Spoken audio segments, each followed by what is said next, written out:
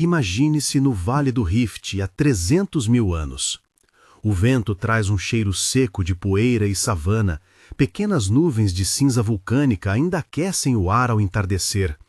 E ao longe, uma acácia recorta-se contra um céu que parece infinito. A passos leves, uma respiração coordenada de corpos que já conhecem fogo e caminho, olhos que observam com atenção e mãos que seguram objetos pigmentados. E a pergunta surge simples e inquietante. Por que Homo sapiens surgiu ali, naquele continente, e não em outro lugar do planeta? Por que, entre tantos territórios com vida complexa, a linhagem que hoje somos parecia precisar exatamente desse palco africano para emergir? Se essa pergunta acende uma curiosidade em você, guarda esse vídeo na sua playlist de explorações profundas. Vamos percorrer milhões de anos juntos, com calma, sem pressa, ouvindo o chão e lendo os fósseis. Para responder, precisamos recuar até um momento em que a Terra quase recomeçou.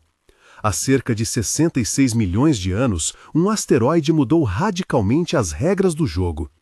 A queda dessa rocha cósmica extinguiu boa parte da megafauna do Mesozoico e deixou um planeta em mutação. Sombras longas de árvores mudaram, áreas inteiras foram reestruturadas, e nesse vácuo ecológico, pequenas criaturas encontraram novas possibilidades. Entre elas estavam ancestrais primitivos que hoje chamamos de protoprimatas, como os parentes de purgatórios, pequenos mamíferos que aproveitaram o novo mundo de árvores, frutos e ninhos. Esses animais tinham características simples, mas decisivas. Visão que permitia focalizar com precisão sérias frutinhas e galhos finos, mãos capazes de agarrar e mãos que cérebros já preparados, ainda que pequenos, para processar um ambiente tridimensional e complexo. A árvore, para esses primeiros primatas, era mais do que um lar, era um laboratório evolutivo. Visão estereoscópica trouxe profundidade, unhas largas melhoraram a apreensão, e dedos flexíveis transformaram manipulação em oportunidade. Ao longo de dezenas de milhões de anos, essas pressões seletivas favoreceram uma arquitetura corporal voltada para a vida entre galhos. Olhos à frente para cálculos de distância, mãos com oposibilidade para segurar e manipular, e cérebros com plasticidade crescente para aprender rotas e soluções. Essa fase inicial explica por que os primatas se tornaram tão bem-sucedidos em ambientes arbóreos, mas não responde ainda à nossa pergunta central. Afinal, primatas apareceram em diferentes lugares do mundo. Por que foi a África que, muito depois, daria origem ao Homo sapiens? A resposta começa a se desenhar quando observamos um movimento migratório entre continentes e as mudanças drásticas do clima global. No Eoceno, há cerca de 45 a 40 milhões de anos, os primeiros antropóides, o grupo que dá origem aos macacos, símios e, por fim, aos hominíneos, aparecem em registros fósseis da Ásia.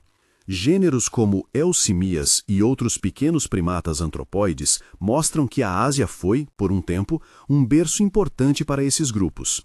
Ainda assim, o planeta estava em mudança. Correntes oceânicas, deriva continental e variações climáticas transformaram gradualmente habitats. À medida que o Mioceno avançou, algumas dessas linhagens asiáticas enfrentaram arrefecimento e secagem. Florestas recuaram e aquelas populações menos flexíveis desapareceram ou foram substituídas por formas adaptadas a novas realidades. Enquanto isso, a África apresentou uma história diferente. Não porque fosse um santuário imutável, mas porque era um mosaico de ambientes. Florestas, bosques, pradarias, vales tectônicos e margens lacustres coexistindo em escalas espaciais muito próximas. A geologia do continente, especialmente a formação do Rift Valley Oriental, foi decisiva. A abertura do Vale do Rift, processo que começou há dezenas de milhões de anos e ganhou intensidade no Mioceno e Plioceno, rasgou a crosta, criou depressões, lagos temporários, cadeias de montes e núcleos de erupção vulcânica. Esse relevo fragmentado gerou microclimas distintos mesmo em distâncias curtas. Chuvas concentradas em algumas depressões, corredores secos noutros, bordas de florestas encostando em pradarias recém-formadas. Esse mosaico ambiental, uma paisagem em que diferentes habitats se alternam numa espécie de colcha de retalhos, exerce uma pressão seletiva muito particular. Em vez de favorecer especialização extrema, ele favorece versatilidade e plasticidade comportamental. Espécies que conseguem adaptar sua dieta, seu repertório locomotor e suas estratégias sociais aos contrastes locais têm vantagens claras. Em termos evolutivos, a África funcionou como um grande laboratório natural onde experimentos morfológicos e comportamentais podiam surgir, persistir e reencontrar outras populações quando ciclos climáticos reabriram corredores de migração. Nesse contexto, os primeiros passos rumo à nossa forma singular aparecem como múltiplos experimentos espalhados pelo tempo. Há evidências fósseis que apontam para formas de bipedalismo muito antigas. Sahelanthropus tchadensis, encontrado no Chad e datado de cerca de 7 milhões de anos atrás, tem um foramen magnum, a abertura na base do crânio por onde passa a medula, orientado de modo que muitos interpretam como um indício de postura mais ereta. Ororhinto genensis, do Quênia, datado de aproximadamente 6 milhões de anos, apresenta marcas no fêmur que sugerem carga de peso compatível com o ato de caminhar ereto. Mais adiante, Ardipithecus ramidus do leste africano, datado em torno de 4,4 milhões de anos, traz uma mistura complexa. Mãos e pés que ainda se adaptam à vida arbórea, mas um conjunto pélvico e de coluna que indica a capacidade de andar em duas pernas quando no solo. Cada um desses fósseis é uma peça, às vezes confusa e cheia de lacunas, que nos diz que o bipedalismo não surgiu como uma decisão binária, mas como uma série de experimentos anatômicos. Em um ambiente composto por florestas fragmentadas e áreas mais abertas, como as que o Rift ajudou a criar, deslocar-se ereto podia trazer vantagens práticas. Se havia arbustos e clareiras alternadas, mover-se entre eles mantendo as mãos livres para carregar frutos, pequenos animais, ferramentas ou filhotes podia aumentar a eficiência de recolha e transporte. Além disso, a postura ereta altera a recepção de calor. Um corpo vertical expõe menos superfície ao sol direto ao meio-dia, diminuindo o ganho térmico, e favorece resfriamento convectivo quando o vento sopra. Em ambientes cada vez mais abertos e mais quentes, essa termorregulação pode ter sido um componente adicional na seleção de indivíduos com locomoção parcial ou total bípede. Mas não há uma explicação única e absoluta. A ciência contemporânea trabalha com hipóteses complementares. Eficiência energética em longas caminhadas entre recursos, vista elevada para detectar predadores e presas, manejo de objetos e até fatores sociais e sexuais. A demonstração de habilidade manual podia influenciar pares e melhorar sucesso reprodutivo. O que importa, e os fósseis confirmam, é que o corpo humano é uma colagem de adaptações que se somaram ao longo de milhões de anos. Mudar uma peça criava novos desafios e novas oportunidades, numa cadeia em que cada inovação abria espaço para a próxima. Um registro que captura essa transição de forma quase poética são as pegadas de Laetoli, na Tanzânia. Datadas em cerca de 3,66 milhões de anos, as trilhas preservadas em cinzas petrificadas mostram marcas de pés humanos antigos, com calcanhar bem marcado e dedos alinhados, sinais de um caminhar firme sobre duas pernas. Essas pegadas, atribuídas a Australopithecus afarensis, fornecem uma imagem direta de locomoção bípede em ação, uma evidência que complementa as interpretações esqueléticas e nos aproxima por um instante do passo daqueles ancestrais. Ao olhar para esses fósseis, também percebemos que a evolução do bipedalismo foi acompanhada por outras mudanças integradas. Redução do prognatismo facial em algumas linhagens, reorganização do sistema pélvico, alteração do equilíbrio lombar e novidades dentárias que indicam dietas variadas. Era uma transformação de corpo inteiro, moldada por pressões ecológicas variadas e instáveis. Enquanto esses experimentos anatômicos ocorriam, outro conjunto de mudanças acontecia nas dinâmicas cognitivas e culturais. A emergência do gênero Homo está ligada a um aumento progressivo no volume cerebral, ao uso repetido e padrão de objetos como ferramentas e à intensificação de comportamentos sociais coordenados. A linhagem Homo, como a conhecemos por Homo habilis e depois Homo erectus, começa a mostrar sinais claros de manipulação tecnológica, lascas de pedra deliberadamente produzidas para cortar, lascas usadas para raspar e ossos que guardam marcas de processamento. Em sítios como Lomé III, no Lago Turkana, foram identificadas ferramentas atribuíveis a 3,3 milhões de anos atrás. Um retrocesso interessante que indica que o uso de objetos afiados precede de muito a emergência do Homo clássico. Já as indústrias Oldowan, associadas a Homo habilis por muitos especialistas e datadas a partir de cerca de 2,6 milhões de anos atrás, mostram um padrão replicável de produção de lascas por percussão, um método que preserva vantagem clara. Com recursos simples, é possível aumentar eficiência na obtenção de carne e no processamento de plantas. Ferramentas não são apenas pedras atiradas ao acaso, são registros de pensamento deliberado, de planejamento e, frequentemente, de transmissão de conhecimento. A presença de ferramentas repetidas e refinadas em camadas arqueológicas aponta para redes sociais mais complexas, para a aprendizagem social e para a cooperação. Cozinhar, ainda que as evidências diretas para o controle do fogo sejam difíceis de identificar em contextos muito antigos, surge como um divisor de águas mais tarde. O cozimento abre portas para maior aproveitamento nutricional, reduz custo digestivo e oferece um espaço social em torno do fogo, que favorece linguagem e transmissão cultural. Como se vê, os caminhos que levam ao Homo sapiens não são lineares, são ramificações, perdas e reencontros. Algumas linhagens saíram da África cedo. Homo erectus, por volta de 1,8 milhão de anos atrás, já se dispersava pela Eurásia, deixando fósseis e trilhas de tecnologia que indicam adaptações ao novo mundo. Outras linhagens permaneceram no continente, cruzando e misturando-se em redes de populações espalhadas por áreas distintas. Essas redes, segundo modelos recentes chamados de Pan-African, não implicam que a H. sapiens surgisse numa única cidade natal africana, mas que múltiplas populações, separadas e posteriormente reconectadas por ciclos climáticos, contribuíram geneticamente e culturalmente para o que nos tornaria humanos modernos. Para entender por que a África foi o palco privilegiado dessa dança evolutiva, precisamos voltar à combinação de fatores. Posição equatorial, que ofereceu longa estabilidade de luz solar e ciclos de vegetação.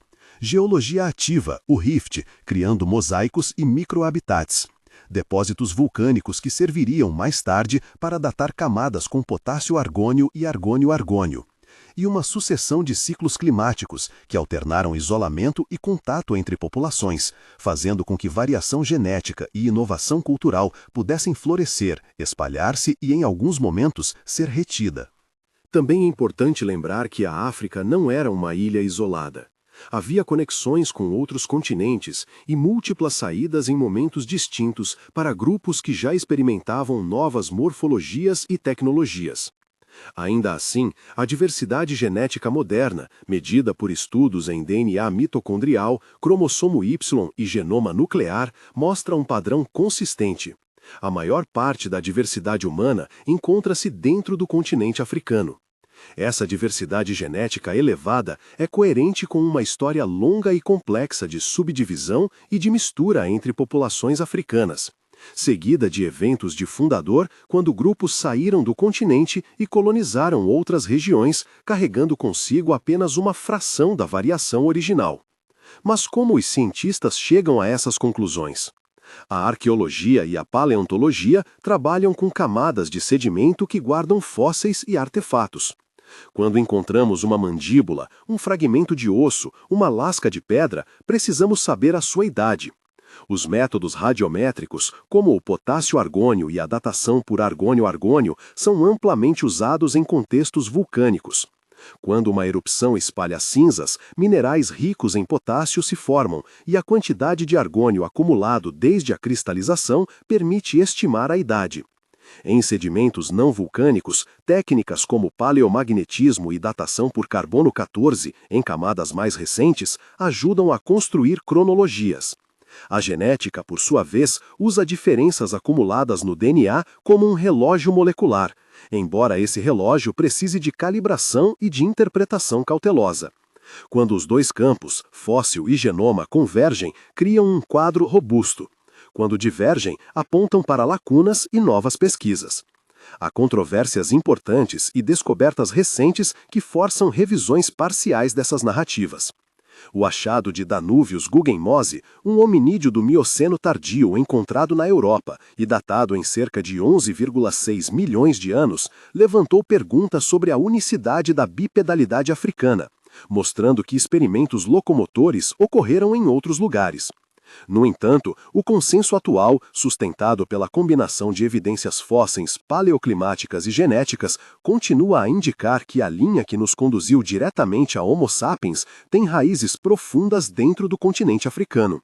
Achados fora da África não negam o papel crucial do continente, mas enriquecem a compreensão de que a evolução humana foi um processo fragmentado, com múltiplos ensaios de adaptações similares em tempos e lugares diferentes.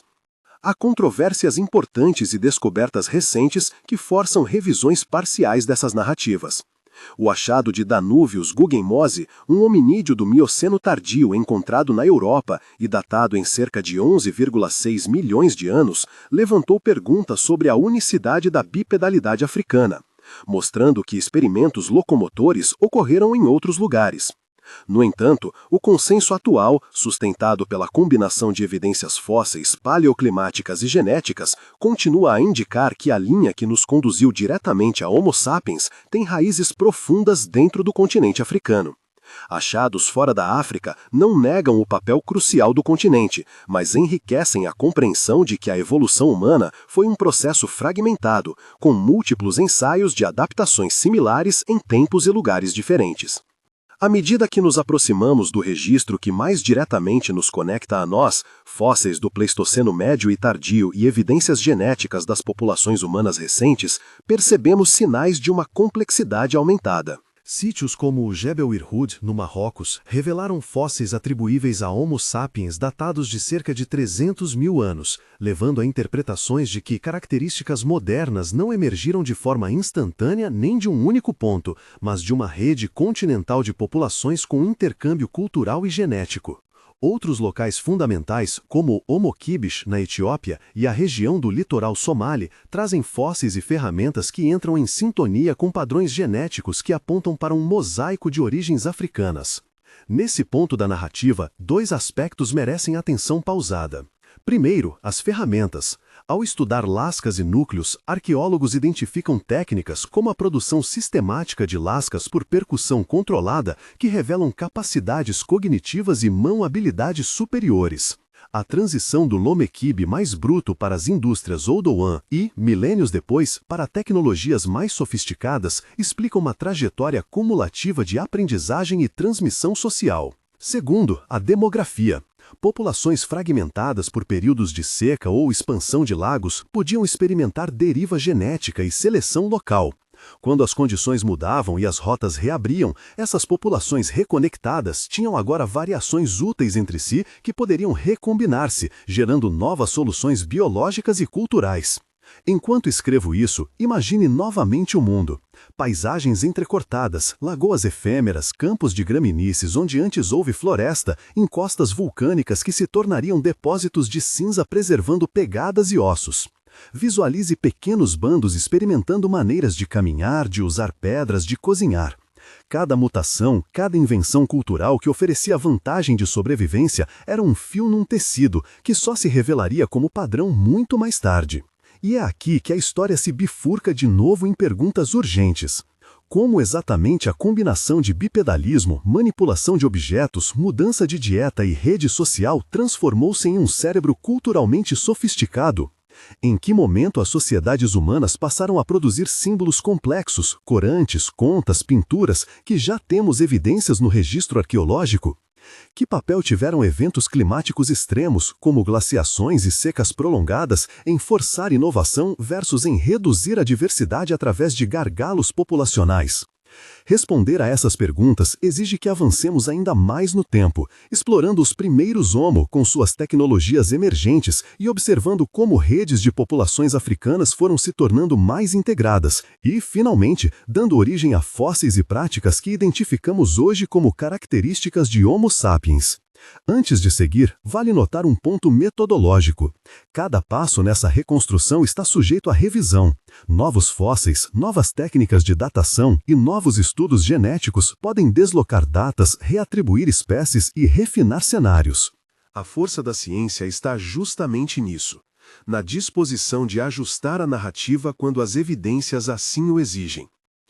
Seguiremos adiante, então, pela estrada que liga a experimentação bípede às primeiras ferramentas padronizadas, pelas variações demográficas que emergem e convergem e pela história cultural que culmina em sinais claros de simbolismo. No próximo trecho, examinaremos com mais detalhe os vestígios do gênero Homo, as mudanças no tamanho cerebral e nos padrões tecnológicos, e como essas transformações abriram portas para a primeira dispersão significativa para fora da África, uma dispersão que, paradoxalmente, só reforça o papel crucial do continente como motor da nossa evolução. Avançamos, então, pela trilha dos Homo, não uma linha reta, mas um emaranhado de bifurcações onde técnica, corpo e ambiente se entrelaçam. Quando falamos de Homo habilis e dos primeiros representantes do gênero Homo, estamos observando não apenas ossos maiores ou cérebros que crescem alguns centímetros cúbicos. Vemos a emergência de um novo modo de viver que começa a depender cada vez mais de objetos fabricados e de relações sociais que conservam conhecimento. As lascas do Oldowan, datadas a partir de cerca de 2,6 milhões de anos, representam isso. Percussionar um bloco de basalto ou quartzo até obter arestas cortantes exige uma sequência de atos. Escolher a matéria-prima, posicionar o núcleo, golpear com força adequada, transportar as peças úteis. É um comportamento tecnológico repetível, que pressupõe aprendizado social e alguma capacidade de planejamento. Antes mesmo do Oldowan, há sinais mais antigos. Em Lomé III, na margem do lago Turkana, apareceram artefatos com idades próximas a 3,3 milhões de anos. Essas ferramentas são mais grosseiras que as Oldowan, e sua atribuição precisa ainda é debatida, mas abrem uma janela instigante. A manipulação deliberada de objetos cortantes pode anteceder o próprio gênero Homo. Isso nos leva a um ponto central. Tecnologias e mudanças anatômicas alimentam-se reciprocamente. Mãos hábeis favorecem manipulação de pedras. Uso recorrente de ferramentas altera dietas. Dietas mais ricas e cozidas suportam cérebros maiores. Cérebros maiores e redes sociais complexas facilitam inovação cultural. Uma cadeia em cascata, onde cada elo intensifica os seguintes. Homo erectus exemplifica uma intensificação importante desse processo. Com crânios mais altos, corpos mais longilíneos e um padrão de locomoção mais eficiente, H. erectus mostra adaptações para deslocamentos de longa distância e para uma vida em ambientes variados. O esqueleto quase completo conhecido como menino de Nariokotome, ou Turkana Boy, encontrado no Quênia e datado em torno de 1,5 milhões de anos, revela um corpo alto com membros longos e economia termorregulatória vantajosa para longas caminhadas.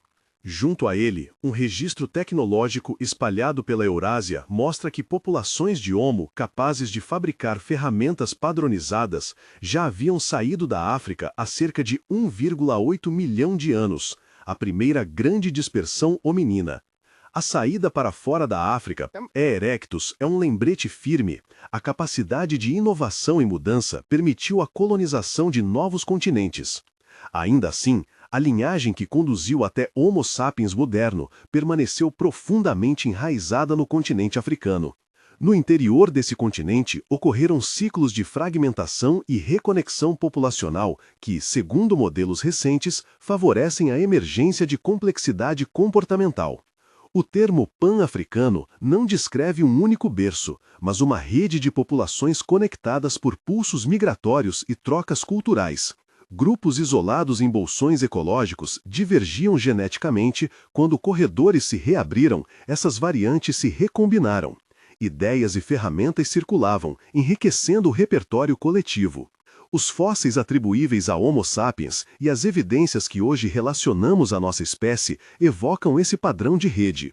Jebel e Hood, no Marrocos, trouxe à luz crânios com características que associamos a humanos modernos e datados em torno de 300 mil anos.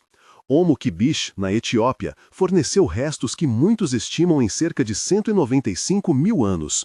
Outros locais, como Herto e as camadas do sul-africano, acrescentam peças a esse quebra-cabeça temporal. Em paralelo, vestígios de comportamento simbólico, como o uso de ocre pigmentado e a confecção de conchas de concha, aparecem em sítios como Blombos e Sibudo, estes últimos oferecendo indícios de decoração e de práticas sociais complexas dezenas de milhares de anos antes da saída definitiva para fora da África. O que quer dizer comportamento simbólico no registro arqueológico? Ocre vermelho pulverizado em conchas, contas perfuradas e sinais repetidos sobre instrumentos não são apenas objetos bonitos. Eles sinalizam representação, a capacidade de atribuir significados compartilhados a cores, formas e padrões. Esse repertório simbolicamente mediado é um ingrediente fundamental da vida social moderna. Possibilita cooperação em larga escala, transmissão de normas e a construção de identidades coletivas. E há indícios de que fragmentos desse repertório começaram a se espalhar por diferentes populações africanas bem antes da grande dispersão intercontinental. Olhando o esqueleto e a cultura juntos, percebemos outro fenômeno decisivo, a demografia. Populações humanas antigas não eram estáveis. Os ciclos climáticos africanos, alternâncias entre fases mais molhadas e mais secas, fragmentavam paisagens, empurrando grupos a refúgios e, em outros momentos, abrindo corredores. Esse jogo de isolamento e contato promoveu tanto a deriva genética quanto a recombinação de variantes adaptativas. Em termos simples, eventos que reduzem temporariamente o tamanho efetivo de populações, gargalos, podem eliminar parte da variação genética, mas também realçam características vantajosas. Quando populações se misturam novamente, a recombinação pode gerar soluções novas e flexíveis. A genética contemporânea guarda eco desses processos. A diversidade mais alta encontra-se na África, sinal de uma história demográfica longa e subdividida. Populações fora do continente carregam apenas uma fração dessa variação, uma sombra dos fundadores que partiram. E então chegamos ao momento em que Homo sapiens deixa o continente em ondas que se tornam globais. As estimativas e modelos demográficos sugerem que uma dispersão significativa de humanos modernos ocorreu entre cerca de 70 e 50 mil anos atrás, embora haja sinais locais de movimentos anteriores e episódios complexos. A saída produziu um efeito fundador. Populações que cruzaram para a Eurásia e além carregaram consigo um subconjunto da diversidade africana, e ao longo de milênios essas populações se diversificaram novamente, adaptando-se a climas e ecossistemas muito distintos. Ao atravessarem o Oriente Médio, alguns desses grupos encontraram outros hominíneos já estabelecidos, notadamente neandertais na Europa e partes da Ásia Ocidental e, mais adiante, populações relacionadas aos denisovanos na Ásia Oriental. Os rastros genômicos deixados por essas interações são claros hoje. A maior parte dos humanos não africanos carregam uma pequena porcentagem de DNA derivado de neandertais. Estimativas variadas colocam isso em torno de 1% a 4% do genoma nuclear, dependendo da população e do método de cálculo. E populações do Pacífico Ocidental e Melanésia mostram sinais adicionais de mistura com denisovanos, em alguns casos contribuindo com alguns por cento do genoma. Esses episódios de cruzamento não transformaram a identidade genética africana, mas acrescentaram camadas à tapeçaria humana global. É importante frisar, admixture não significa substituição completa. Os encontros foram pontuais e, em muitos casos, selecionalmente relevantes, porque algumas variantes introgressas trouxeram vantagens locais, como respostas imunitárias a patógenos ou adaptações a altitudes extremas. Entre os episódios discutidos pela comunidade científica está a hipótese de gargalo populacional intenso em torno de 60 a 50 mil anos, sugerido por alguns sinais genéticos e por padrões arqueológicos de expansão rápida. A origem e a intensidade desse gargalo ainda são debatidas. Fatores climáticos, epidemias, mudanças nos recursos e escolhas demográficas podem ter contribuído. Menções a erupções vulcânicas massivas, como a de Toba, surgiram em debates sobre possíveis causas de redução drástica de populações humanas. Porém, evidências diretas de que Toba tenha causado um colapso global humano são controversas e não consensuais. A prudência exige que tratemos tais correlações com cautela, hipóteses possíveis, não certezas inabaláveis. Para além das trajetórias biológicas, a expansão humana global trouxe diversidade cultural que multiplica a capacidade humana de se adaptar a ambientes distintos. Línguas, modos de produção, cosmologias e organizações sociais variaram enormemente, refletindo tanto constrangimentos ecológicos quanto histórias locais de contato e inovação. Mas, geneticamente, a conclusão fundamental mantém-se firme.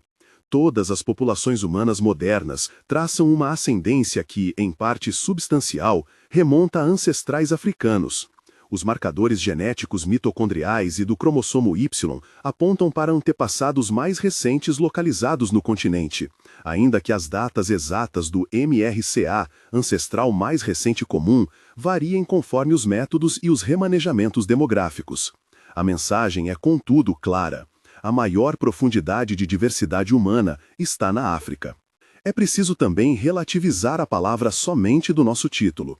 Quando perguntamos por que os humanos evoluíram somente na África, o que queremos realmente entender é por que a linhagem que deu origem ao Homo sapiens moderno se formou de modo mais robusto e continuado dentro do continente africano, até que formas reconhecíveis de humanos modernos emergissem e se consolidassem. Isso não quer dizer que nenhum experimento hominíneo tenha sucedido fora da África. O registro do Mioceno e do Plioceno mostra experiências locomotoras e morfológicas em lugares como a Eurásia. Pense em Danúvios na Europa, e H. erectus expandiu-se amplamente por fora. O que o conjunto de evidências indica é que a confluência particular de fatores, mosaico ambiental africano, ciclos climáticos que fragmentavam e reconectavam populações, depósitos vulcânicos que permitiram cronologias precisas e uma espessa tradição de transmissão cultural, tornou a África particularmente favorável para a emergência da nossa combinação de bipedalismo persistente, manipulação tecnológica intensiva e complexidade simbólica cumulativa.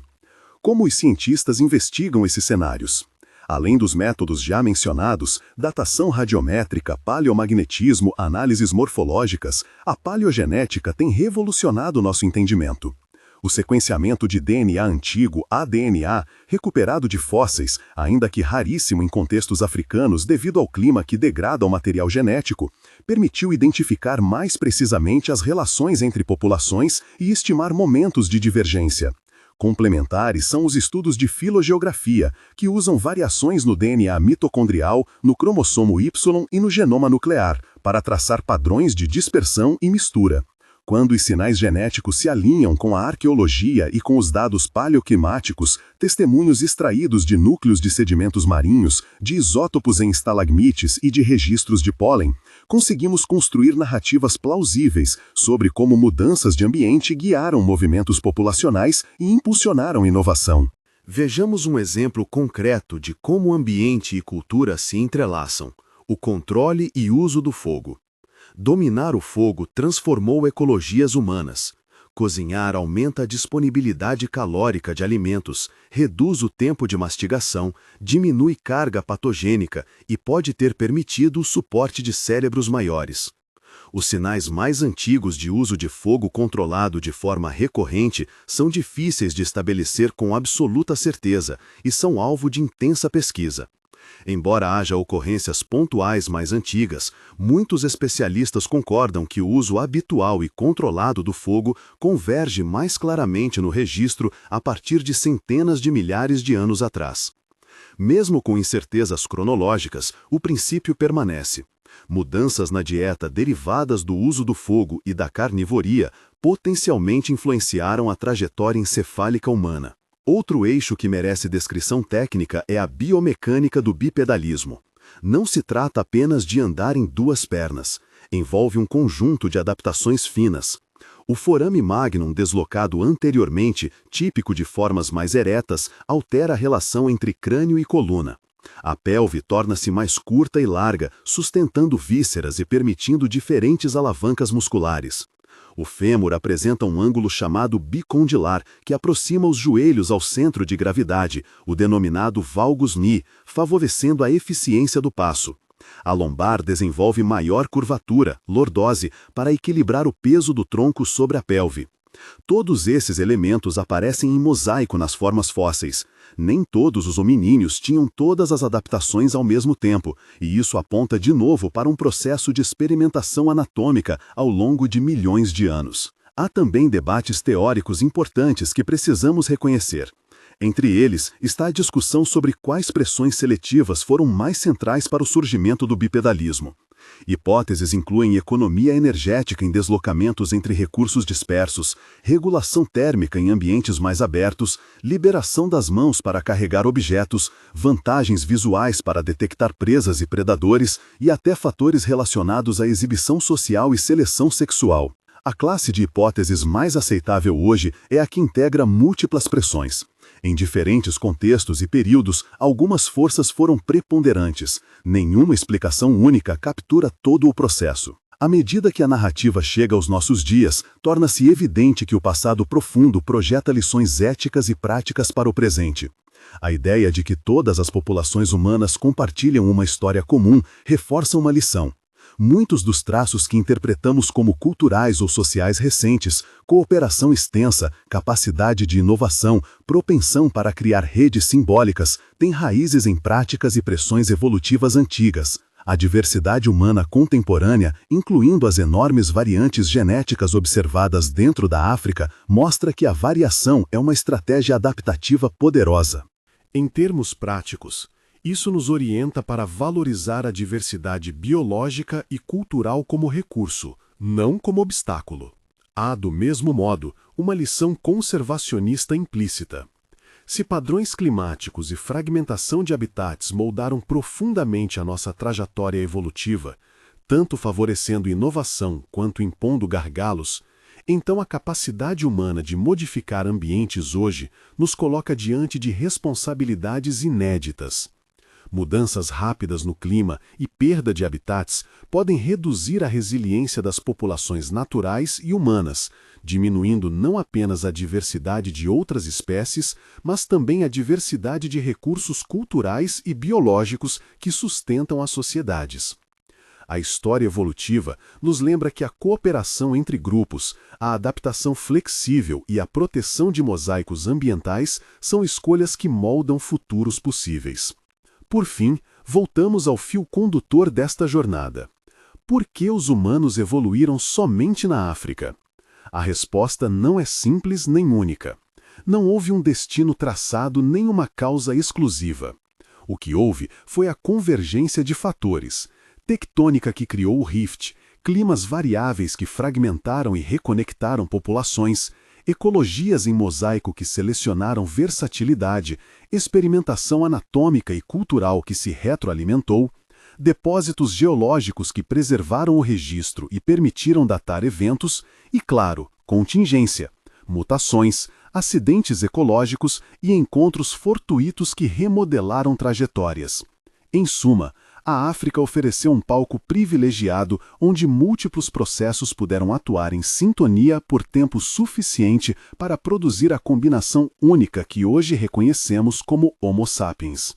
Essa compreensão traz também uma inversão potente de perspectiva.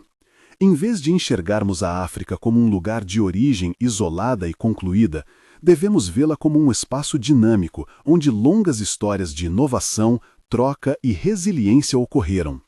Essa longa história é um convite à humildade científica e à valorização ética.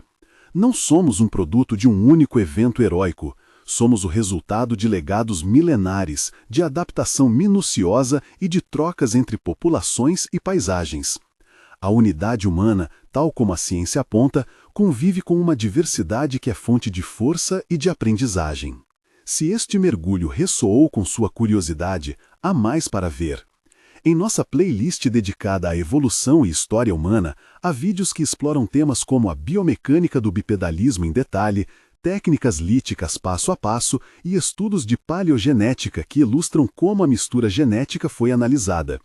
Inscreva-se no canal para acompanhar essas explorações e salvar a playlist para quando quiser revisitar esses capítulos com calma.